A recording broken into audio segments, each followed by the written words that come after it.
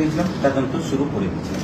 তদন্ত শুরু করার পরে আমাদের টেকনিক্যাল এভিডেন্সেস অ্যান্ড তারপর আমাদের ইন্টেলিজেন্স অ্যান্ড অনেকগুলো সোর্সেস থেকে আমরা পেয়েছিলাম যে নারায়ণ হালদার, বাবার নামটা ভূপতি হালদার, এর ভিতরে ইনভলভ হয়েছিল বলে আমরা তারপরে রাত্রে একটা বড় টিম গ্রামে পাঠিয়েছিলাম। গ্রামে পাঠিয়ে রেড করে আমরা নারায়ণ হালদারকে আমরা গ্রেফতার করে দিয়েছিলাম। গ্রেফতার করার পরে থানাতে নিয়ে এসে আমরা কন্টিনিউসলি জিজ্ঞাসাবাদ করেছিলাম।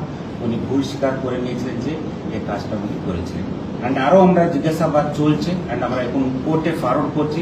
কোর্টে ফরওয়ার্ড করার পরে আমরা পিসিতে নিয়ে নেব। পিসিতে নিয়ে আরও জিজ্ঞাসাবাদ করে আমরা বার করবো আরও এর ভিতরে কে কে আছে বলে। এই মুহূর্তে উনি ভুল স্বীকার করে নিয়েছিলেন।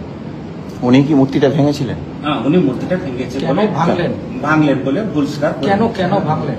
উনি মদ্যের ব্যবস্থাতে ড্রাঙ্কেন কন্ডিশন ছিল, মদ্যের ব্যবস্থাতে মূর্তিটা ভেঙে দিয়েছে বলে।